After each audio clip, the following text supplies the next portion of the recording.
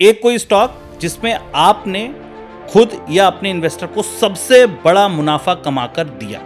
विनीत जी का क्या पैरामीटर है, कब वो ये मानते हैं कि हाँ ये कंपनी मेरी कसौटियों पर खरी उतरती? देखिए, पहले तो हम I am a top down investor first of all. तो मुझे लॉन्ग ट्रेंड्स, बड़े ट्रेंड्स बहुत पसंद आते हैं। तो अगर आपके पास एक लॉन्ग टर्म ट्रेंड है तो आपको ना एफर्ट कम करनी पड़ती है। स्टॉक मार्केट या गोल्ड? गोल्ड। गोल्ड या रियल एस्टेट? गोल्ड। गोल्ड या सिल्वर? सिल्वर। तो अब तक के पॉडकास्ट में आपके हाथ एक मल्टी बैगर लग गया।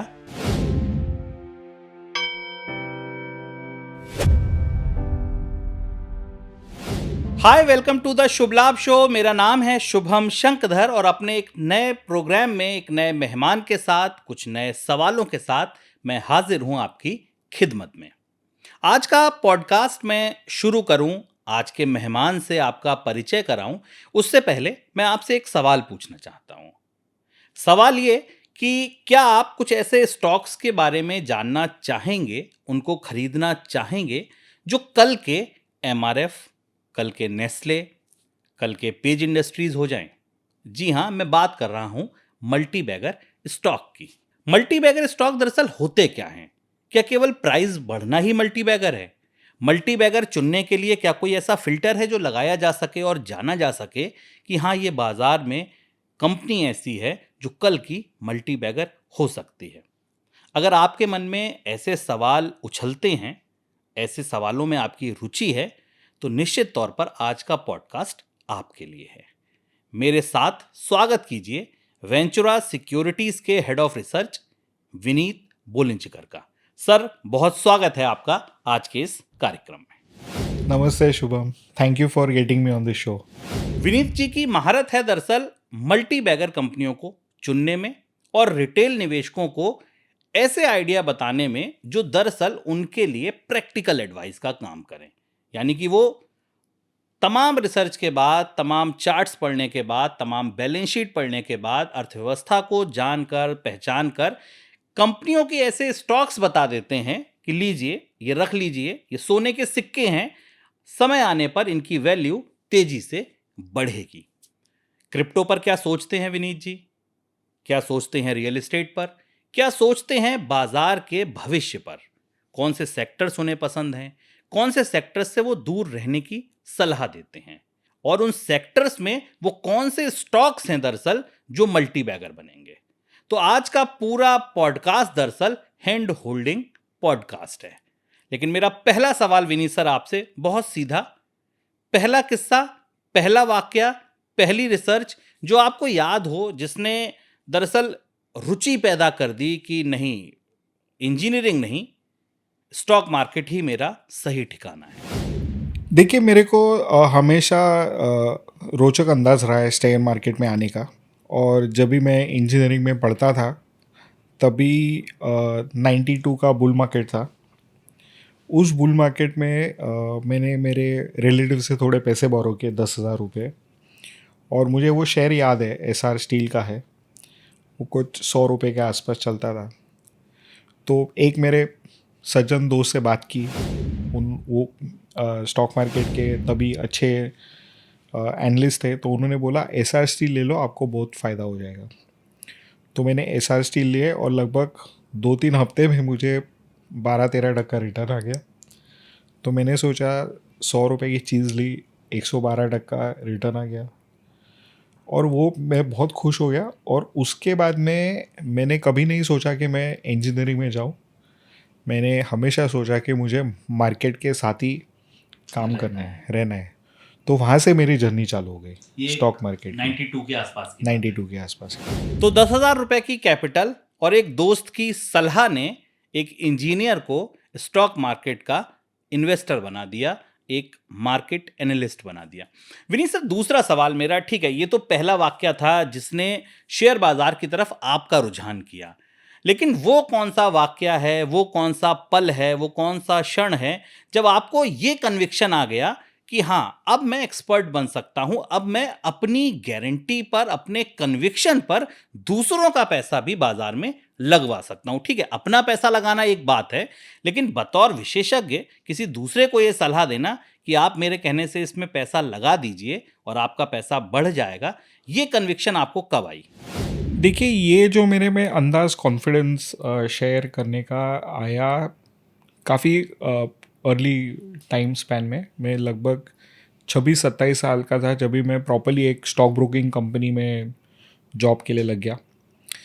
हुआ क्या था कि वो कंपनी का टेक ओवर हुआ था एक यूके की कंपनी से, और उसके बाद में मैं एक मल्टीनेशनल सेटअप में आ गया।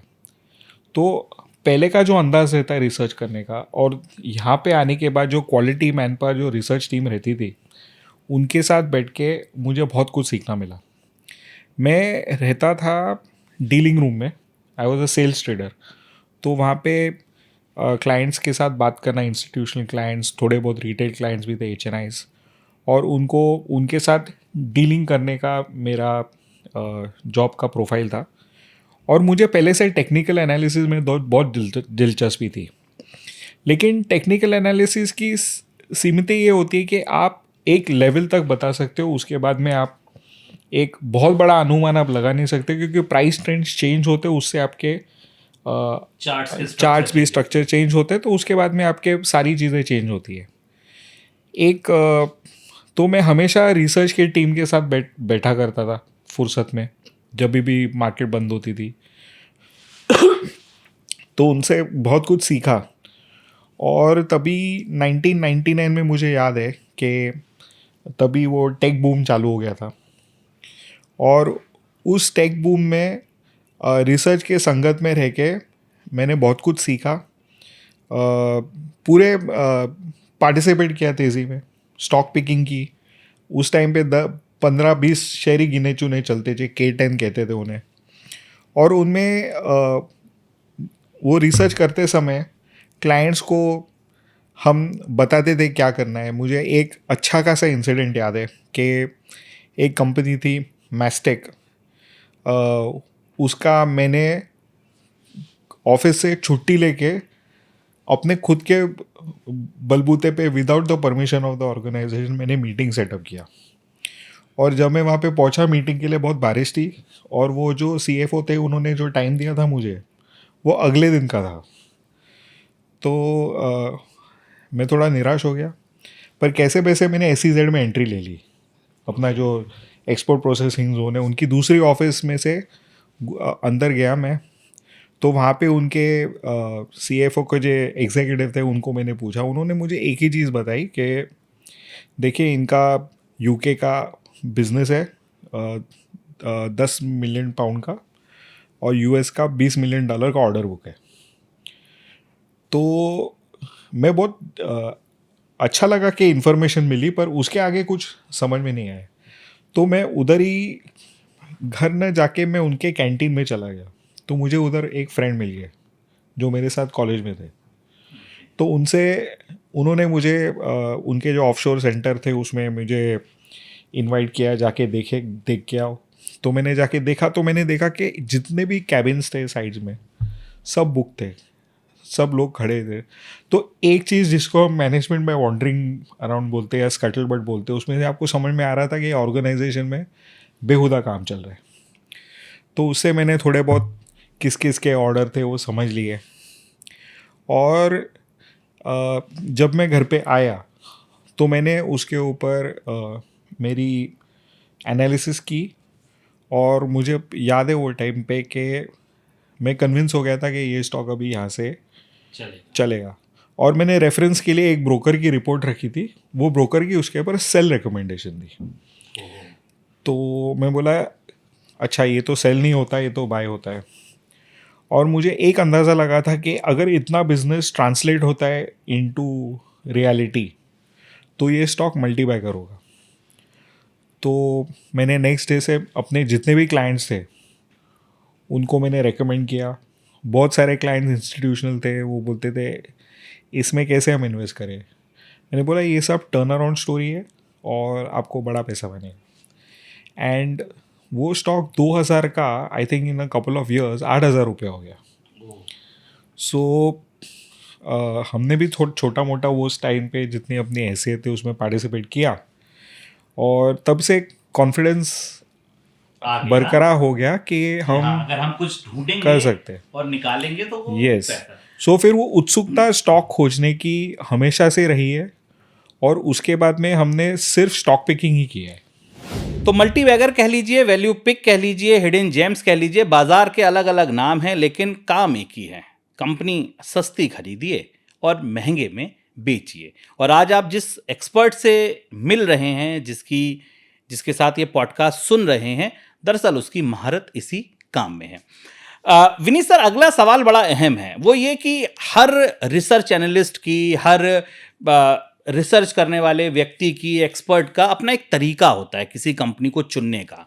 उसके अपने कुछ ऐसे सेट ऑफ रूल्स होते हैं जिनको वो मानता है कि कोई भी कंपनी मेरी कसौटी पर तब खरी उतरेगी जब कम से कम वो ये 4-5 चीज़ें पूरी करती होगी, इन 4-5 कैटेगरी में वो फॉल होती होगी. विनीत जी का क्या पैरामीटर है, कब वो ये मानते हैं कि हाँ ये कंपनी मेरी कसौटियों पर खरी उतरती है? देखिए, पहले तो हम I am a top down investor first of all. तो मुझे लॉन्ग ट्रेंड्स, बड़े ट्रेंड्स बहुत पसंद आते हैं. तो अगर आपके पास एक लॉन्ग टर्म ट्रेंड है तो आपको ना एफर्ट कम करनी पड़ती है, क्योंकि वो ट्रेंड आपको लेके चलता है. तो आपने जैसे एक ट्रेंड आइडेंटिफाई किया, मानो जैसे आपको एग्जांपल के साथ ही करता हूँ, इलेक्ट्रिफिकेशन थीम है. अगर आप देखेंगे कि आज की डेट में एआई को जितना डिमांड है पावर का इन द यूएस, जितनी आज यूएस पावर जनरेट करती है उतना अनुमान है कि एआई को लगेगा पावर. वही सेम सिचुएशन इंडिया में. Already India power deficit country है. तो अगर यहाँ पे इतनी पावर जनरेट होगी तो आपको अगले 5 से 10 साल इलेक्ट्रिसिटी डिमांड का डबल डिजिट ग्रोथ तो देखने को मिलेगा, सप्लाई का ग्रोथ आपको देखने को मिलेगा. तो आपका वो एक ट्रेंड इस्टेब्लिश हो जाता है.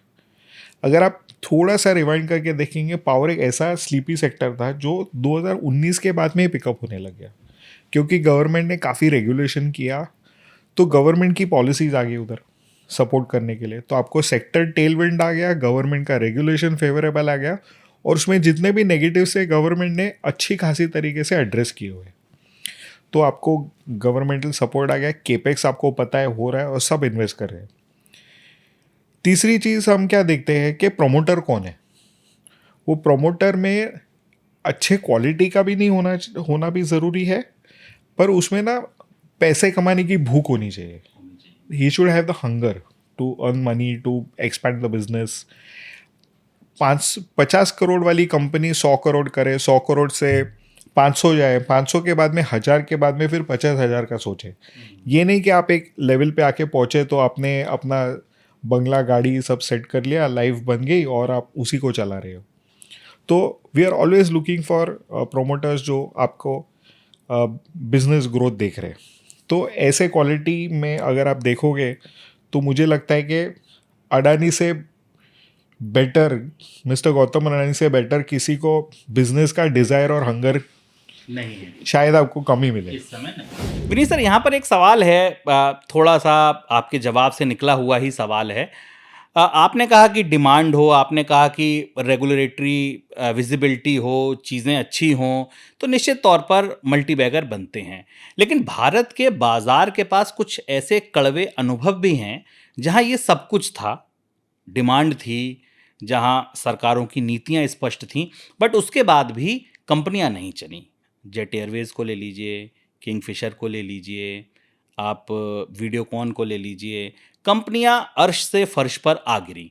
कैसे फिल्टर लगाया जाए जो इन तरीकों से या इन कंपनियों से बचा जा सके? कोई क्या फिल्टर है, या फिर रेगुलर आप बस रिव्यू करते रहिए, चर्चाओं को देखते रहिए, खबरों को सुनते रहिए और यही एक तरीका है? देखिए, बेसिकली होता क्या है ना कि आपको 2-3 फिल्टर लगाने पड़ेंगे. एक तो आपको उसकी गियरिंग देखनी पड़ेगी, कंपनी की डेट कितनी है. तो अगर आपका डेट टू एबिटडा 3.5 या 4 के ऊपर जाता रहेगा तो ये कंपनीज को हम अवॉइड करते हैं. हमें कैश फ्लोज देखने हैं. अगर कैश फ्लो रेशो जो आता है टू एबिटा, एक सिंपल रेशो देखते हैं, अगर वो 70% से कम है तो इसका मतलब क्या, आप प्रॉफिट जनरेट कर रहे हो लेकिन वो एक्चुअली पैसे में तब्दील नहीं हो रहा है। वो आपको ज़्यादा पैसा लगाना लग रहा है बिजनेस में, आपके वर्किंग कैपिटल बढ़ रहे हैं। तो ये जो दो चीज़ें हैं ना, वो बहुत ज़रूरी है। तीसरी चीज़ मैं जो हमेशा देखता हूँ कि कोई भी कंपनी का जो ग्रॉस मार्जिन है ना, उनके सेक्टर में जितने भी अच्छे प्लेयर्स हैं उनके अनुमान है क्या नहीं। अगर उनसे कम है ग्रॉस मार्जिन तो कंपनी को डबल टिबल मेहनत करनी पड़ेगी अपने नेट प्रॉफिट को लाने के लिए। तो अब ये तीन चीज़ें, एक गियरिंग, एक आपका कैश फ्लोज, एक तीसरा ग्रॉस मार्जिन्स, और चौथी और जो बहुत इम्पोर्टेंट चीज़ है कि कॉन्सेंट्रेटेड बेसिस पे अपना बिजनेस मॉडल एग्जीक्यूट कर रहे हैं कि नहीं। एग्जीक्यूशन बहुत ज़रूरी है। जो बोल रहे हैं वो कर रहे हैं कि नहीं, उसको ट्रैक करो आप। अगर वो हट गए उससे तो फिर बिजनेस में डिबैकल्स चालू हो जाते हैं। तो ये चार चीज़ें में अगर आप ध्यान रखोगे तो मुझे लगता है कि आप की जो स्टॉक पिक है वो, ये सारे जो आपके जो क्वेश्चंस थे उसको वो पास हो जाती है। विनीत जी की जो अपनी ये रणनीति है, ये जो नज़रिया है, ये किससे इन्फ्लुएंस्ड है? कोई ग्लोबल इन्वेस्टर है, कोई भारतीय बड़ा निवेशक है, कौन मेंटर कौन है? आप किसको अपना मेंटर मानते हैं? देखिए, एक बहुत लो प्रोफाइल इन्वेस्टर है मार्केट में, इंडिविजुअल इन्वेस्टर, प्रोफेसर मंकीकर। तो वो मेरे काफ़ी एक मेंटोर रहे मेरे लिए। उनसे मैंने हर रोज़ जब मैं यंग था तभी उनसे काफ़ी अक्सर बात होती थी स्टॉक पिकिंग के ऊपर वगैरह। तो उनकी जो स्टाइल थी उसमें से मैंने दो चीज़ें सीखी कि ग्रोथ भी होना चाहिए, एंड अगर आपको value stock with growth potential मिलता है तो देन नथिंग लाइक इट। तो मेरा हमेशा एक ही प्रयास रहता है कि finding growth companies at cheap valuation.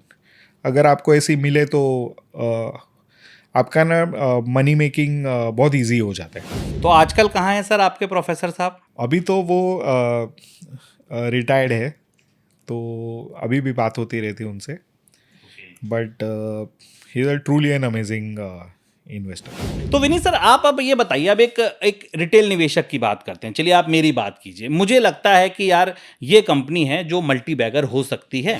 देखिए, प्राइस है आउटकम ऑफ द परफॉर्मेंस। तो अगर एक कंपनी अपनी जर्नी में 20-25% CAGR growth long period of time पे करे तो आप देखोगे कि वो कंपनी का नॉट ओनली ईपीएस बढ़ता है बट इसकी जो वैल्यूएशन है ना, मार्केट मल्टीपल, वो भी बढ़ता है। मैं आपको एक क्लासिक एग्जांपल देता हूँ। आप एक कंपनी को ट्रैक कीजिए जो एक्सप्लोजिव में, बहुत लो प्रोफाइल कंपनी नागपुर की, सोलर इंडस्ट्रीज। इस कंपनी ने 2000 से आज तक 20% कैगर के ऊपर ग्रो किया है। ओके, 25 साल से लगातार। 25 साल से लगातार। अगर आप HDFC की बात करेंगे, हम हमेशा HDFC के बारे में सोचते हैं, पर HDFC जैसी बहुत सारी कंपनीज है जो इतने लॉन्ग टर्म ड्यूरेशन पे sustain year on year aggressive growth करे। तो ऐसी जो कंपनीज होती है ना, मैंने ये स्टॉक को मेरे बचपन में 2-3 डिजिट्स में ट्रैक किया है। आज ये 5 डिजिट्स में ग्रोथ स्टोरी है, और यहाँ से भी ग्रोथ बनती हुई नज़र आती है अगले 5 से 10 साल, क्योंकि डिफेंस और एक्सप्लोजिव्स, माइनिंग और ये सब चीज़ में लगते ही है। तो जब भी आपको ऐसी कंपनी मिलती है जो नॉन स्टॉप ग्रो करे तो उसमें हमेशा बहुत बड़ा पैसा बनता है। इसलिए जैसे मैंने आपको कहा कि जो इलेक्ट्रिफिकेशन थीम है उसमें अगर आप किधर पिन पॉइंट करके आप कोई स्टॉक्स देखते हो जिसमें आपको लगता है कि यहाँ पे double digit growth sustained basis पे आने वाला है over the next 5 to 10 years, आप यकीन करिए कि ये स्टॉक मल्टी बैगर होगा। आपको मल्टी बैगर प्रिडिक्ट करने की ज़रूरत नहीं है। वो परफॉर्मेंस जब तक कंसिस्टेंटली प्ले आउट होता रहता है, उसमें कोई डिविएशन नहीं आता है, तो स्टॉक अपने आप मल्टी बैगर बनता है। और आजकल तो बहुत सारे ऐसे टूल्स हैं, ऐसे सॉफ्टवेयर्स आते हैं जिसमें आप स्क्रीनर लगा दीजिए। तो आप अगर मुझे 2-3 ऐसे टिप्स देना चाहें कि शुभम ये पैरामीटर्स फिक्स कर दो, उसके बाद क्वेरी रन कर दो, जो कंपनियां आ जाएं समझ लेना कि वो मल्टी बैगर की कैटेगरी में आने का जो पहला फेज है, जो पहला फिल्टर है, वो पास कर गई। सो आपको एग्जांपल्स के साथ शेयर करता हूँ। हम एक कंपनी लेते हैं जो गवर्नमेंट स्टोरी है, NHPC। अगर आप NHPC को देखेंगे आज ये 7,000 मेगावाट का प्रोडक्शन करता है। जी। ओके, इनकी पाइपलाइन 17,000 मेगावाट की इस्टेब्लिश्ड है रिन्यूएबल्स में। ओके, और ये हाइड्रो इलेक्ट्रिक है। ठीक है, तो आप देख रहे हैं 7,000 मेगावाट से 17,000 मेगावाट 7 साल में हो रहा है। अभी 3 गुना growth in capacity in 7 years। ये इस्टेब्लिश प्लेटफॉर्म है, ये रुकने वाला नहीं है। इसके ये सरकार पीछे खड़ी है, पॉलिसी है। चौथी चीज क्या है? रेगुलेटेड रिटर्न है और डिमांड है। रेगुलेटेड रिटर्न है, तो आपको मिलता रहेगा। डिमांड रहे ना रहे, हाइड्रो पावर जो रहता है ना वो सबसे सस्ता रहता है कंपटीशन में। तो आप कौन सी पावर खरीदोगे? जो भी रहेगा वो हाइड्रो इलेक्ट्रिक पावर खरीदेगा, और ये सबसे बड़ी हाइड्रो इलेक्ट्रिक कंपनी है। ओके, और इंडिया ने अपने हाइड्रो इलेक्ट्रिक प्रोजेक्ट्स को अभी तक फुल पोटेंशियल में टैप ही नहीं किया है। और एक बहुत बड़ी बात ये है कि अभी जब इंडस वाटर ट्रीटी पे एब्रोगेट किया है गवर्नमेंट ने, वो जितने भी इंडस वैली के ऊपर प्रोजेक्ट्स है उसमें के लगभग 95% प्रोजेक्ट NHPC के पास है, और वो अभी एक्सपीडाइट होने वाले हैं। तो पहले जो डिलेज होते थे वो आपके डिलेज ना होकर ये आपका चलता रहेगा। तो यहाँ पे आपको थोड़ी एनालिसिस करना है। तो अगर आपकी कैपेसिटी और टॉप लाइन 3 times बढ़ने वाली है, 4 times बढ़ने वाली है, तो आपके प्रॉफिटेबिलिटी तो उससे ज़्यादा बढ़ने वाली, क्योंकि आपके पास वो ऑपरेटिंग लीवरेज आ जाता है। तो ये जैसे आपको कंपनी बताई, तो ये आप क्लियर कट इसमें नो ब्रेनर है, और इसमें वैल्यू भी है क्योंकि आज इसका डिविडेंड 2-2.5% डिविडेंड यील्ड है। तो मानो आपने इसमें पैसे लगाए, आपको हर साल मिनिमम 2.5% डिविडेंड आएगा, और आगे जाके ज़्यादा ही आने वाला है, क्योंकि जैसे प्रॉफिट बढ़ेंगी गवर्नमेंट ज़्यादा डिमांड करेगी और वो आपको मिल जाएगा। तो मुझे लगता है कि ये बहुत हिडन स्टॉक है, ज़्यादा फोकस नहीं है मार्केट पे, और ये प्योर वैल्यू पिक है with a very high growth story. तो अब तक के पॉडकास्ट में आपके हाथ एक मल्टी बैगर लग गया, NHPC।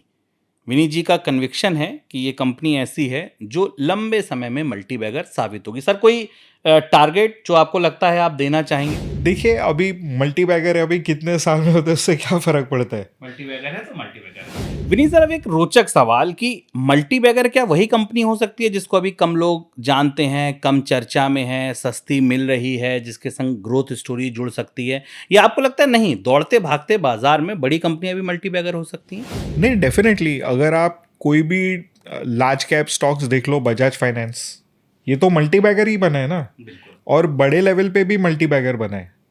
आप महिंद्रा का देखो, जैसे उन्होंने उनका मॉडल रिफ्रेश किया, अग्रेसिव हो गए मॉडल लॉन्चिंग में, वो भी तो मल्टी बैगर बना।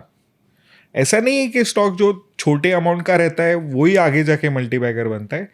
बड़े स्टॉक्स में भी मल्टी बैगर पोटेंशियल है, क्योंकि अगर हम आज की डेट में 5 ट्रिलियन, अपना 4 ट्रिलियन पे इकोनॉमी है, अगर हम मानो समझते हैं कि अगले 10 साल में 10 ट्रिलियन इकोनॉमी होने वाली है, इसमें ऑर्गेनाइज सेक्टर का जो परसेंटेज है कंट्रीब्यूशन, वो तो ज़्यादा बढ़ने वाला है, क्योंकि जैसे आपकी फॉर्मलाइज होती रहेगी इकोनॉमी, इनका शेयर ज़्यादा बढ़ेगा, और जो प्लेयर्स ऑलरेडी स्थायिक है, इस्टेब्लिश्ड है, वो तो इससे ज़्यादा ही करेंगे। तो इनका contribution in that $10 trillion economy ज़्यादा रहने वाला है जो आज से है। तो ये कंपनीज भी अभी लार्ज कैप्स भी मल्टी बैगर बन सकती हैं। तो बिल्कुल विनीत जी का मानना है कि ऐसा कुछ नहीं है कि हिडन जेम्स ऐसी ही कंपनी हो जो डुकी छुपी हो, जिसे अभी पता ना हो। आप दौड़ते भागते बाजार में फलती फूलती कंपनियों से भी मल्टी बैगर चुन सकते हैं। विनीत सर, मेरा अगला सवाल, अब हम रिटेल निवेशकों की हैंड होल्डिंग से जुड़े आपसे कुछ सवाल पूछेंगे। पहला सवाल यही है कि रिटेल निवेशक के लिए बढ़िया क्या है? बढ़िया ये है कि वो थीम जो चल रही है उसके साथ इन्वेस्ट करें। आज डिफेंस चल रहा है, रेलवे चल रहा है, तो थीम्स के साथ चले जाएं, कोई बास्केट ले लें, कोई स्मॉल केस ले लें, या आपको लगता है नहीं, individual stock picking is better way to invest? देखिए, इसमें मैं आपको एक दो चीज़ें बताऊंगा कि आज की डेट में ना because of AI market environment बहुत डायनेमिक होने वाला है। तो आप buy and hold buy and forget वाली स्ट्रैटेजी हमेशा नहीं इस्तेमाल कर सकते। आपको पोर्टफोलियो थोड़ा एक्टिवली ट्रैक करना पड़ेगा। तो मेरी सलाह यही है कि आपका जो 40 to 50% पोर्टफोलियो आप हाई ग्रोथ फंड्स में डालिए, म्यूचुअल फंड्स में। ओके, थोड़ा पैसा आप किसी एनालिस्ट के ऊपर विश्वास रखते हैं जो स्मॉल केस चलाते हैं, वो आप उनको दीजिए। अगर आपकी पूंजी ज़्यादा बड़ी है तो आप पीएमएस में भी डालिए पैसे। एंड आप है ना, अगर खुद का पोर्टफोलियो बनाना चाहते हो तो मेरी एडवाइस ये रहेगी कि जब आप फर्स्ट टाइम चालू कर रहे हो ना, तो आप देखिए कि म्यूचुअल फंड्स कहाँ इन्वेस्ट कर रहे हैं, कौन सा नया स्टॉक उन्होंने पिक किया है, किसने ऐड किया है, और फिर आप उसका रिसर्च कीजिए। इससे क्या होगा ना, आपको एक कॉन्फिडेंस आएगा कि ये स्टॉक कोई एक म्यूचुअल फंड ने खरीदा है या कोई पीएमएस ने खरीदा है, तो ज़रूर इसमें कुछ चल रहा है। बिल्कुल, आपका कहना ठीक है कि उससे कम से कम एनालिस्ट से मीटिंग हुई होगी, उसने कंपनी विजिट की होगी और उसके बाद ही ये कंपनी उसने पिक की होगी। उनका एक एक्सपर्ट की राय है कि ये शेयर बढ़ सकता है, और अगर वो स्टॉक 2-3 फंड में रेप्लिकेट होता है तो आपको और अच्छा लगेगा, कन्विक्शन आएगा कि ये चल रहा है। तो आप उसके ऊपर रिसर्च करके फिर आप ऐसे गिने चुने शेयर पिकअप करके आप अगर उधर इन्वेस्ट करोगे ना, तो मुझे यकीन है कि आपको म्यूचुअल फंड से भी ज़्यादा रिटर्न आ सकता है, पॉसिबिलिटी है। विनीत सर, आज मेरे पास या किसी निवेशक के पास मान लीजिए 10 लाख रुपए हैं, down the line 3 to 5 years का उसे नज़रिया रखना है कि जैसा आपने कहा कि बाजार बहुत डायनेमिक है, तो कौन सी वो थीम्स होंगी, कौन से वो सेक्टर्स होंगे जहां आपको लगता है कि ये पैसा पार्क करके अच्छा पैसा बनाया जा सकता है? तो हमने ऑलरेडी एक ऑब्वियस इलेक्ट्रिफिकेशन थीम में बात की है, वो तो बनता ही है। दूसरा, इलेक्ट्रिफिकेशन के रिलेटेड आपका एआई है। ओके, तो एआई को अगर आप पकड़ेंगे, ऑटोमेशन, तो उसके साथ आता है डेटा सेंटर्स।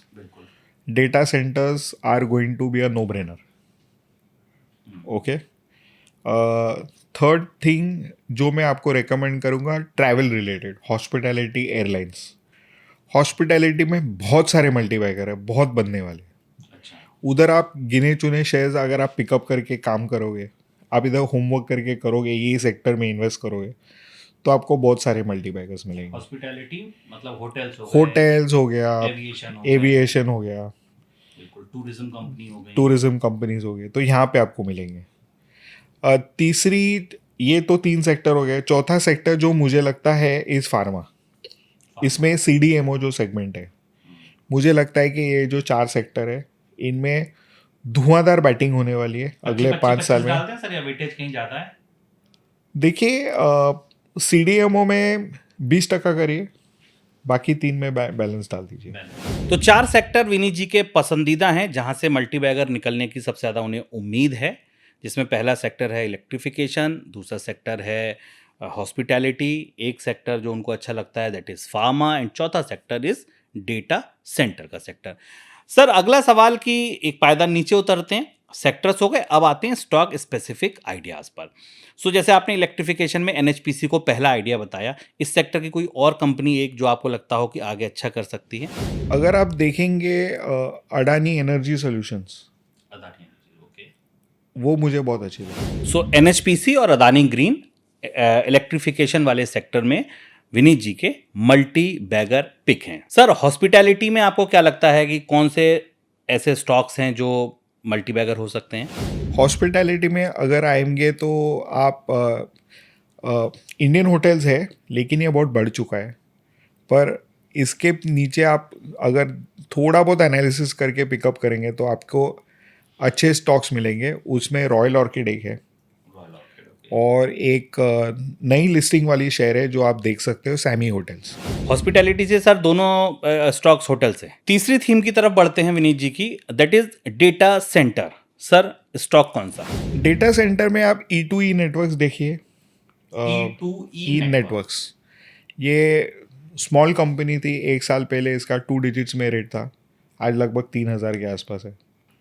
और यहाँ से भी बहुत अग्रेसिव ग्रोथ प्लान है। मैनेजमेंट बहुत कंजर्वेटिव है, हमें लगता है कि ये शेयर बहुत अच्छा परफॉर्म करेगा। ओके। एंड द फोर्थ, इसमें एक ही शेयर देना चाहेंगे डेटा सेंटर वाली थीम में? ये एकदम हाई कन्विक्शन वाली हाई कन्विक्शन वाली। फार्मा आपका चौथा सेक्टर जहां आपको लगता है कि मल्टी बैगर्स आ सकते हैं। कोई कंपनी बताइए सर जो यहाँ पे उठाई जा सके। देखिए यहाँ पे बहुत सारे प्लेज है, लेकिन इनमें जो पोटेंशियल सबसे ज़्यादा हमें लगता है, लॉरस लैब्स आप देख सकते हो, इसमें काफ़ी पोटेंशियल है। इसने अच्छा काम किया है सीडीएमओ में, पोटेंशियल कैपेसिटीज़ बिल्ड की है, तो हमें लगता है कि ये स्टॉक काफ़ी अच्छा परफॉर्म करेगा। तो जो मल्टी बैगर स्टॉक विनीत जी ने आपको बताए उनमें शुमार हैं एनएचपीसी, उसमें है Adani green, Lawrence lab, Shami hotels, royal orchid. तो ये वो कंपनियां हैं जो दरअसल कंपनियां नहीं, सोने के सिक्के हैं जो भविष्य में आपको अच्छा मुनाफा दे सकते हैं। अब विनीत जी साथ हों तो ऐसा हो ही नहीं सकता कि अदानी ग्रुप की चर्चा ना हो। बड़े पैरोकार हैं, मजबूती से बात रखते हैं, ग्रुप के निवेश करने की ग्रुप में सलाह देते हैं। विनीत सर, मेरा पहला सवाल यही है कि इतना कन्विक्शन क्यों एक ग्रुप को लेकर? ग्रुप तो तमाम हैं, अंबानीज हैं, जिंदल्स हैं, टाटा हैं, तो अदानी ग्रुप में क्या ऐसा खास है जो दूसरे ग्रुप से इसको अलग बनाता है? देखिए, अगर आप 2000 से 2020 तक का इंफ्रास्ट्रक्चर कंपनीज का एनालिसिस करेंगे ना, तो आपको दिखेंगे बहुत सारे ग्रुप्स नेम्स आए और वो मूर्छित हो गए। बिल्कुल। ओके, अडानी एक ऐसा ऑर्गेनाइजेशन है जिसने बहुत अग्रेसिवली मल्टीपल बिजनेसेस में ग्रो किया है, और इनकी एक में स्किल जो आपको मैं बोलूँ या मोट है इनका, इज इनका एग्जीक्यूशन। ये ना एग्जीक्यूशन में मास्टर है, बहुत टाइमली एग्जीक्यूशन करते हैं। टाइमली एग्जीक्यूशन होने के कारण क्या होता है कि आपके प्रोजेक्ट ओवररन्स नहीं होते, और उनकी जो प्री डिफाइंड पॉलिसी है कि जब तक सब क्लोजर्स नहीं होते उनके फेवर में, सारे रेगुलेटरी क्लोजर्स नहीं होते, तब तक वो उधर खड्डा भी नहीं खोदते। तो एक तो प्रिंसिपल है कि फाइनेंशियल क्लोजर होने के बाद में ही हमें सारे रेगुलेटरी अप्रूवल्स आने के बाद में ही प्रोजेक्ट में काम चालू करना है, और एक बार काम चालू हो गया तो ensure that it is completed in time. तो ये जो इनका जो डीएनए है ना अडानी ग्रुप का, और ये सब इन हाउस करते हैं, तो बहुत ही इमैक्यूलेट है। It is tried and tested across sectors. आप एयरपोर्ट्स लीजिए, पोर्ट्स लीजिए, आप राजस्थान का डेजर्ट में आप सोलर फील्ड्स डालने की बात कीजिए, आप कोल में मटेरियल हैंडलिंग की बात कीजिए, अक्रॉस ए सेक्टर्स ये। दूसरी चीज़ क्या है, ये जो रेगुलेटेड सेक्टर्स है ना, इनकी जो कैश फ्लो की साइकिल है, विजिबिलिटी 30 to 35 ईयर्स है। आप अगर सोलर की बात करेंगे तो 25 साल की विजिबिलिटी है। अगर आप ट्रांसमिशन की बात करेंगे जैसे एनर्जी सॉल्यूशंस है, उधर 35 साल की विजिबिलिटी है। तो और ये इतनी high visibility businesses with very high ROE है ना, is very difficult to get. और इतनी कैपेसिटी, और हर एक सेक्टर में उनका परसेंटेज है 20 to 33% के बीच में उनका इंडिया का मार्केट शेयर है।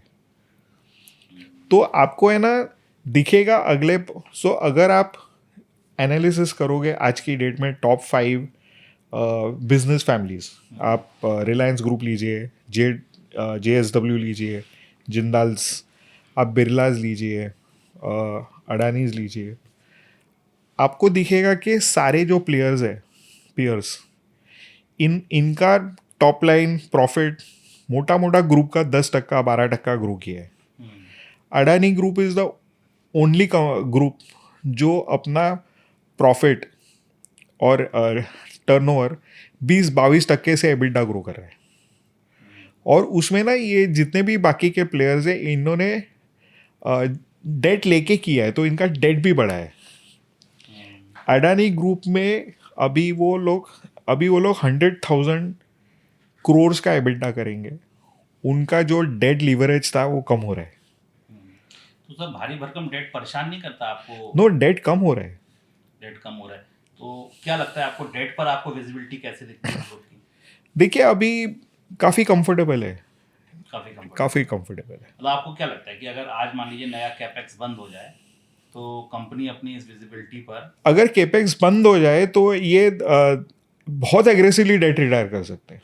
अच्छा मतलब अगले कुछ सालों में आप समझ लो कि आपके पास केपेक्स के अवसर नहीं है तो ये डेट रिटायर कर देंगे, डेट फ्री हो जाएगी कंपनी 4-5 साल में। 4-5 साल में इतना जनरेशन है। और एक ब्यूटी क्या है इनकी डेट की कि इनके जो कैश आउटफ्लोज है ना वो बैक एंडेड है, तो उनको बुलेट पेमेंट काफ़ी आउट ऑफ द होराइजन है।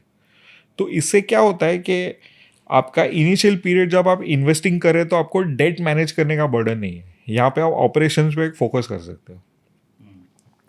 तो यही मैं बताना चाहता हूँ कि आपने देखा रहेगा कि जब हिंडनबर्ग का हिट आया ग्रुप कोलैप्स नहीं किया, शेयर प्राइस तो ऐसे गिर गए जैसे कंपनियां बंद होने वाली है, पर the Adani group could bounce back by tweaking their उनका जो केपेक्स प्लान है उसको थोड़ा ट्वीक करके, थोड़ा डिफर करके, थोड़ा स्ट्रेटेजिकली अलाइन करके वो बैक इन द ब्लैक आ गए। तो हिंडनबर्ग को बुरा सपना मान के भूल जाएं या आपको लगता है कि उस तरीके की कुछ चिंताएं ग्रुप में बरकरार हैं? तो अभी गियरिंग कम हो गया है ना, और दूसरा क्या हो गया है कि आपकी जो शेयर होल्डिंग है वो भी काफ़ी डाइवर्सिफाई हो गई है। इंस्टीट्यूशन इन्वेस्टर्स आते हैं, देखिए इनके है ना हर रोज इनकी बैलेंस शीट ऑडिट होती है। आपको बताता क्यों? क्योंकि जब ये कुछ पेपर रेस करना जाते हैं फॉरेन कंट्री में तो उसका ड्यू डिलिजेंस होता है। अगर आप जापान में जाके पैसा रेस करोगे तो जापान में ड्यू डिलिजेंस होता है। अगर आप यूरोप में जाओगे तो यूरोप में ड्यू डिलिजेंस होगा। अगर आप अमेरिका में जाओगे तो अमेरिका में ड्यू डिलिजेंस होगा। इंडिया में एसबीआई से पैसे रेस करोगे या किसी दूसरे डेवलपमेंट, हर जगह पे तो इनका ड्यू डिलिजेंस तो प्रोसेस ऑन ही है। तो पहले लोग यकीन नहीं करते थे, पर अभी क्या है ना, कैश फ्लो दिख रहा है, डेट भी कम हो गया, हिंडनबर्ग से रिबाउंड भी आ गया और वैल्यूएशंस काफ़ी ठीक ठाक है। तो हमें क्या लगता है कंपेयर टू ये जो 4 ग्रुप्स की हमने बात की पीयर सेट, उसके वैल्यूएशन के मल्टीपल में अडानी ग्रुप काफ़ी सस्ता है और यहाँ से अगले 4-5 साल में आपको very high growth compounding stories बनेंगी। सर जिस ग्रुप की आप बात कर रहे हैं आधे दर्जन से ज़्यादा कंपनियां लिस्टेड हैं, क्या लगता है आपको कौन सी ऐसी कंपनियां हैं जो आपको लगता है इसमें जो सबसे ज़्यादा पोटेंशियल है मल्टी बैगर बनने का? अदानी एनर्जी आपने अपने मल्टी बैगर पिक करा है, लेकिन इसके अलावा अगर मैं पूछूं तो फेयरली वैल्यूड, अंडर वैल्यूड या ओवर वैल्यूड कौन सी कंपनी आपको लगती हैं? उस 8 कंपनी में मुझे अडानी टोटल गैस जो है उसमें पोटेंशियल है हाई ग्रोथ कंपनी बनने का, और आपको मैं बिना कोई बहुत डीप एनालिसिस के आपको समझा सकता हूँ। देखिए इंडिया का जो गैस इकोनॉमी ना, अगर आपने आज का अखबार पढ़ा रहेगा तो लगभग हर कंपनी डीजल को बंद करके सीएनजी की व्हीकल लॉन्च करे, नए नए मॉडल्स आ रहे हैं। तो इससे एक तो क्लियर हो गया कि गैस इकोनॉमी बहुत ज़ोर से बढ़ने वाली है। बीच में 9th 10th 11th राउंड का बिडिंग हुआ था, लेकिन है ना उसके पाइपलाइन इंफ्रास्ट्रक्चर रेडी नहीं था, अभी वो भी रेडी है। तो आज जो आपकी जो 30-35 MMSCMD की जो आपकी इकोनॉमी है, ये लगभग अगले 7-8 साल मैक्सिमम में 130-140 टाइप्स की होने वाली है गैस इकोनॉमी। तो गैस इकोनॉमी 4 टाइम्स बढ़ने वाली है और अडानी टोटल गैस के पास सबसे लार्जेस्ट नंबर ऑफ जोग्राफीज है इंडिया में। तो मुझे लगता है कि जब ये 4 टाइम्स होने वाली है तो इसमें भी काफ़ी अच्छी बढ़त होगी। बस आपको इन्वेस्ट होना पड़ेगा, थोड़ा पेशेंस रखना पड़ेगा। मुझे लगता है जिस दिन मार्केट रिकग्नाइज करेगा कि अडानी टोटल गैस में ग्रोथ मोमेंटम इज बैक, तो आप देखोगे कि ये stock has the highest potential in the Adani groups to become a multibagger. ATGL ये है पूरे ग्रुप की सबसे अंडर वैल्यूड कंपनी जिसमें बड़े ग्रोथ के चांसेस हैं। तर्क तथ्य विनीत जी ने आपके सामने रख दिए हैं। विनीत सर, अगला सवाल क्या नहीं लेना है इससे जुड़ा? आपने 4 सेक्टर, आधे दर्जन स्टॉक बता दिए जो मल्टी बैगर हैं, जहाँ तमाम संभावनाएं स्वागत करने के लिए खड़ी हैं निवेशकों का। कोई सेक्टर ऐसा जिससे आपको लगता है कि यार परहेज करना चाहिए, मत खरीदो, मतलब ठीक नहीं है यहाँ कोई स्टॉक लेना या इस सेक्टर में पैसा डालना? मैं जो कहूँगा वो शायद दर्शकों को पसंद ना आए, पर मुझे लगता है कि आईटी सेक्टर एक टोटल अवॉइड है और उसके कई कारण हैं। तो नंबर वन कारण ये है कि आप एआई जिस तरह से स्पीड से बढ़ रहा है और जिस तरह से बिजनेस मॉडल्स चेंज होने चाहिए वो अभी सर्विस कंपनीज के नहीं हो रहे। सेकंड थिंग है कि इनकी कंसंट्रेशन ना यूएस इकोनॉमी पे बहुत ज़्यादा है और रिसेंटली अगर आपने देखा रहेगा कि यूएस गवर्नमेंट ने कैपिटल एडिक्वेसी के जो नॉर्म्स है यूएस बैंक्स के लिए रिलैक्स किए हुए हैं। इसका मतलब इनके पास कैपिटल नहीं है टू अब्सॉर्ब द लॉसेस, इसलिए उन्होंने कम किए। तीसरी चीज़ क्या है कि पूरा large part of the portfolio is towards BFSI sector, banking, financial. तो अगर कोई इकोनॉमी कोलैप्स होती है और जिस तरह से अमेरिकन डेट है और जिस तरह से इस बार ट्रंप ने जो डेफिसिट ऐड किया है, माइंड बॉगलिंग नंबर्स आएंगे अगले 3-4 सालों में। तो अगर इकोनॉमी सस्टेन नहीं होती है तो अगर हिट आता है तो पहला फाइनेंशियल सिस्टम पे आएगा। First thing, financial system will suspend new capex, new project suspend होंगे। तो आप देखोगे कि ये सब और अपनी जो कंपनीज है ये अभी फ़िलहाल इनकी ग्रोथ काफ़ी लैकलस्टर है, म्यूटेड ग्रोथ है।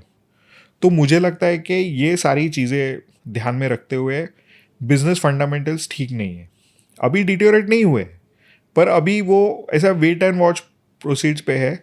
और कोई भी मैनेजमेंट से आप बात करो, कोई आके कॉन्फिडेंटली आपको नहीं बोलेगा अगले 3-4-5 साल की विजिबिलिटी है मेरे पास।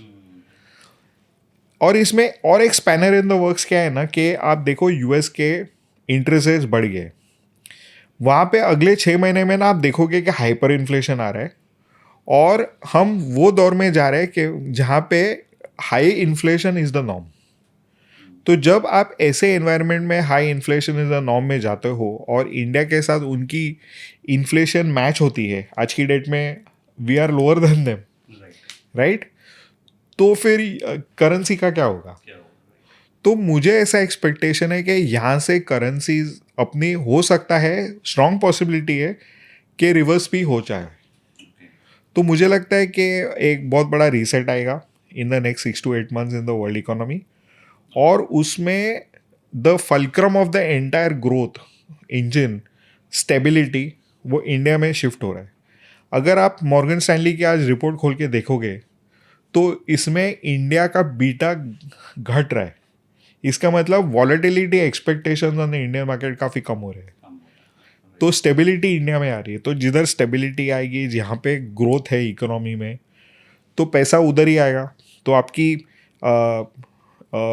सारे मैक्रो फंडामेंटल्स देख के रुपी यहाँ से अप्रिशिएट भी हो सकता है और वो डायरेक्टली नेगेटिव है to the earnings of the IT companies. तो मुझे लगता है कि जो सेक्टर ग्रो नहीं कर रहा है वहाँ पे रुपी चैलेंजेस है और उनके जो क्लाइंट्स के फंडामेंटल्स कुछ दिक्कत में आ सकते हैं।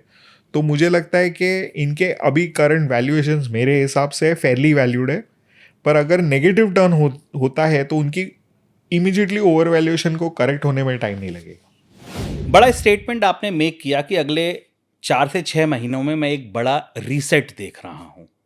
थोड़ा सा इसके भीतर चलिए, नब्ज पकड़िए, हाल बताइए, धड़कन सुनिए। क्या लग रहा है आपको, क्या रीसेट आप देख रहे हैं बाजार में? देखिए, हमें कॉन्सेंट्रेट करना चाहिए दो फैक्टर्स में। One is the geopolitical situation जो यूक्रेन में है और जो हालत है इन द यूएस इकोनॉमी, दोनों पे फोकस करते हैं। आज की डेट में यूएस का इंटरेस्ट डिफेंस एक्सपेंडिचर इंटरेस्ट को पार कर चुका है। ये ना हमेशा एक रूल ऑफ थंब है कि जहाँ पे ये हो जाता है वो इकोनॉमी का वर्चस्व, गोल्डन पीरियड ख़त्म हो गया है। तो हमने वो देखा है होते हुए। दूसरी चीज़ है इंडिविजुअल डेट बढ़ रहा है। दूसरी चीज़ क्या है कि आपका जो फिस्कल डेफिसिट है वो कंट्रोल करने की बात कर रहे थे डोजी डाल के, और जब आप बिल प्रेजेंट करते तो उसमें और बढ़ा देते हो डेफिसिट। यहाँ से डेफिसिट कम नहीं होने वाला। आपके कंट्री में पहले फॉरेनर्स इन्वेस्ट करते थे, वो पैसे निकाल रहे हैं, तो आपका फंडिंग कौन करेगा डेफिसिट का? और आप रिजर्व करेंसी हो। तो ये 3 चीज़ें अगर आप ध्यान में रखोगे तो आपको समझ आएगा कि यहाँ पे कुछ प्रॉब्लम्स है।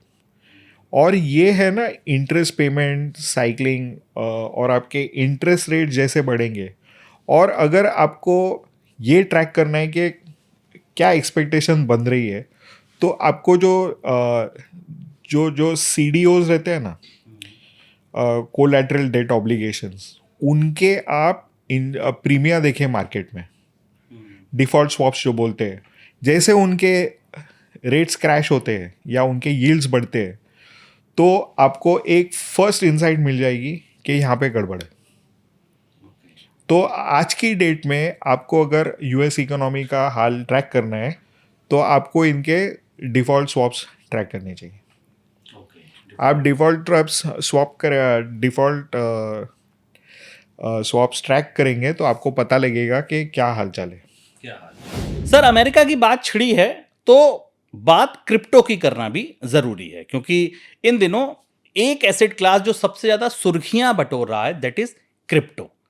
विनीत जी का क्या विजन है क्रिप्टो को लेकर? क्या उनकी सलाह है निवेशकों को क्रिप्टो को लेकर? देखिए, हर एक चीज़ की ना वैल्यू बैकिंग होती है। आज आप क्रिप्टो की वैल्यू बैकिंग क्या है, किसी को पता है? किसी को पता नहीं है। दूसरी चीज़, लोग क्रिप्टो क्यों लेते हैं बिकॉज एनोनिमस है, ट्रेस नहीं होता। तो आप कोई भी ज्योग्राफी से किधर भी आपको किसको पेमेंट देनी है, ट्रांसफ़र करनी, तो बिटकॉइन से हो जाती है। इसके ऊपर आप रेगुलेशन लाओगे तो जो अनएथिकल इन्वेस्टमेंट्स है वो यहाँ से निकलने वाली है। तीसरी चीज़ क्या है कि इसका सप्लाई कौन मैनेज कर रहा है, किसी को पता नहीं। कितना है बिटकॉइन, कितना सप्लाई आने वाला है, कोई रूल सेट तो है, पर कोई चेंज कर दिया तो ये सारी प्रॉब्लम्स है। दूसरा क्या है, ब्लॉकचेन के ऊपर डिपेंडेंट है। अभी जो मॉडर्न टेक्नोलॉजी आती है उसको अगर चैलेंज करती है तो बिटकॉइन का एग्जिस्टेंस ही क्वेश्चनेबल हो जाता है। और आपको एक चीज़ समझनी चाहिए कि जो अमेरिका भी बात कर रहा है कि हम बिटकॉइन को स्टोर ऑफ वैल्यू बनाएंगे, मुझे लगता है कि ये प्योरली एक ही चीज़ है कि they want to keep people moving into gold. देखिए, गोल्ड का रिजर्व फिक्स्ड है, इट्स अ रेयर मेटल, वो तो इतने अपने हैं नहीं डिपॉजिट्स, और जो भी मिलते हैं बहुत कम है। और अब 1970s में जाओगे ना, तभी गोल्ड की contribution 24% of total global wealth थी। आज लेस देन 1% है, और आपकी पॉपुलेशन कई गुना ज़्यादा है। तो आप पर कैपिटा गोल्ड लेने को जाओगे तो वो तो मार्केट आसमान का छू लेगा वो प्राइस। तो ये जो फ्लाइट ऑफ कैपिटल है टू सेफ्टी, क्योंकि सारा पैसा बिल्स में जाता था, टी बिल्स में, उसको चैनलाइज करने के लिए उन्होंने बिटकॉइन में प्रावधान दिया है, ये मेरा मानना है। मुझे लगता है bitcoin is the biggest bubble. ये इसमें हो सकता है कि एक बड़ा रैली आ सके, बट ये रैली कभी फिजल आउट होएगा आप बोल नहीं सकते। जी, बिल्कुल सही सुना आपने। विनीत जी ने कहा कि crypto is the biggest bubble. क्या उसके तर्क थे, ये भी आपने जान लिए। सर, सेकंड लास्ट पड़ाव पर हैं, या आप कह लीजिए आखिरी पड़ाव पर हैं, इसके बाद हमारा रैपिड फायर राउंड चलता है। यहाँ पे कुछ हैंड होल्डिंग की सलाहें आपसे। और क्या लगता है आपको सर, रिटेल इन्वेस्टर से जब आप मिलते हैं, बाजार को देखते हैं, क्या आपको लगता है सबसे बड़ी गलती क्या है? दरअसल जो रिटेल इन्वेस्टर जो ट्रेड करने आता है या थोड़ी पूंजी लेकर बाजार में उतरता है, स्टॉक्स में पैसा लगाता है, सीधे म्यूचुअल फंड ना लगा के उसे लगता है कि नहीं, मैं सीधे अच्छी वैल्यू पे एक मल्टी बैगर पिक कर सकता हूँ, क्या लगता है आपको सबसे बड़ी गलती क्या करते हैं? पहले तो मैं रिटेल इन्वेस्टर्स को बहुत बधाई दूंगा, क्योंकि इन्होंने फॉलिंग मार्केट में स्टॉक्स लिए हैं। ओके, तो ये एक साइन है ऑफ इंडियन मैच्योरिंग इन्वेस्टर की। ये बहुत ही बढ़िया चीज़ है। एक ही चीज़ जो अपने इन्वेस्टर को ध्यान में रखना चाहिए कि फोमो नहीं करना है। आप फोमो करोगे तो आप जितना भी प्लान करोगे तो आपका प्लान ठप हो जाएगा, आप बहुत हाई रिस्क सेक्टर में घुस जाओगे और फिर आपको जुर्माना फॉलिंग प्राइसेस में देना पड़ेगा। तो एक तो अपनी इमोशन को कंट्रोल करना है कि कोई शेयर अपने हाथ से निकल जाए तो उसको चेस नहीं करना है। आप एक बैंड डिसाइड कीजिए कि आप कौन सी प्राइस में आप शेयर लेने वाले हो। अगर वो प्राइस बैंड में आपका शेयर है तो आप लीजिए, उसके ऊपर चला जाता है तो दूसरा शेयर ढूंढिए। ये बहुत ज़रूरी है, क्योंकि क्या होता है कि investors by at any price नहीं करना है, by at a pre determined price range. ये बहुत ज़रूरी है। अगर आप ये फिस्कल डिसिप्लिन फॉलो करोगे तो आप यकीन कीजिए कि आपका जो प्रॉफिटेबिलिटी है ना पोर्टफोलियो का, मल्टीपल टाइम से बढ़ जाएगा। एक कोई गलती, एक कोई मिथ जो आपको लगता है कि ये बाजार का मिथ है जो मुझे बहुत चुभता है बीइंग अ मार्केट पार्टिसिपेंट और बीइंग अ मार्केट एक्सपर्ट, जिसे मैं पूरी तरह से ख़त्म करना चाहता हूँ, ये मिथ है वाकई?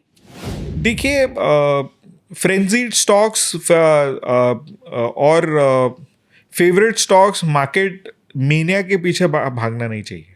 नंबर वन, आप देखेंगे टूवर्ड्स, और ये हर बुल साइकिल में होता है। तो जैसा मैंने कहा, आपको फोमो कंट्रोल करना है, और ये फोमो का ही पार्ट है कि आपको मीनिया स्टॉक्स में नहीं घुसना है। कोई भी प्राइस में अच्छा इससे और बड़ा भाव बढ़ जाएगा नहीं करना है। आप अगर देखोगे रेलवे स्टॉक्स है ना, आसमान छू गए थे, वहाँ से क्रैश किए, आज रिबाउंड मार रहे हैं, पर फिर भी आज 30% फ्रॉम द हाइज है, जबकि मार्केट 5% फ्रॉम द हाइज है। तो ये जो चीज़ है ना, आपको अवॉइड करनी चाहिए, दैट इज़ फोमो।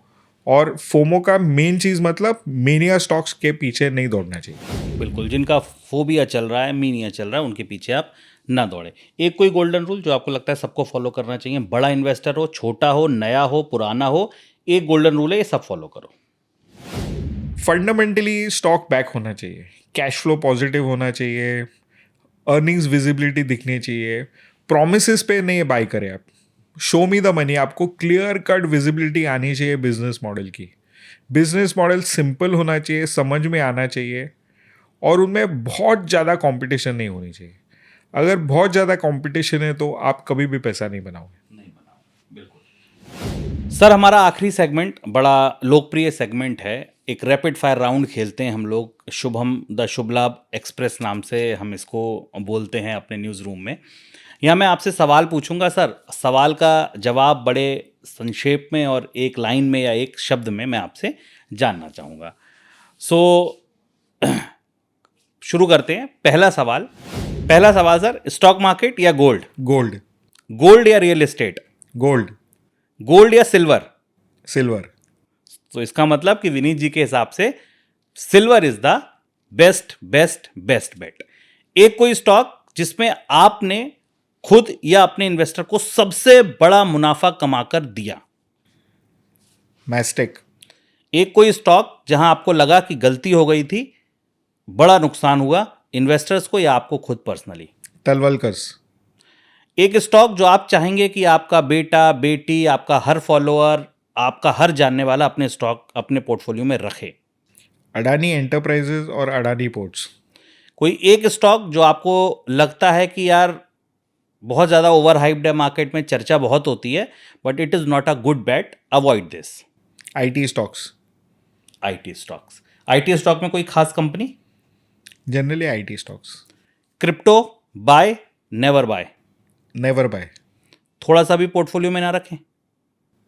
वो तो गोवा चले जाओ कैसीनो में। विनीत सर की टोटल फिलॉसफी को, इन्वेस्टमेंट फिलॉसफी को अगर 3 वर्ड्स में बोलना हो? Value plus growth. Vineet sir की स्ट्रेटजी को अगर क्रिकेट टीम के किसी एक खिलाड़ी के नाम से, किसी एक खिलाड़ी की परफॉर्मेंस से, किसी खिलाड़ी के स्टाइल से समझना हो तो? Sachin Tendulkar. Why Sachin Tendulkar? Why not Rahul Dravid जो सबको पसंद है? Sachin Tendulkar because Sachin Tendulkar is a multibagger. एक बुक जो आपको लगता है सब पढ़ लो अगर अच्छा इन्वेस्टर बनना है तो? One upon wall street. एक मूवी जो आपको लगता है सब लोग देख लो, अच्छी मूवी है, इन्वेस्टमेंट की इनसाइट्स मिलेंगी? The big shot. विनीत सर का favourite time pass, hobby apart from investing? Astrology. Astrology. Astrology क्या बता रही है आपको मार्केट अगले 2 महीने 4 महीने में? बच के रहना रे बाबा। बच के रहना रे बाबा। Valuation, vision, what wins in long race? Vision. If not a stock market analyst or expert, what would Vineet ji is?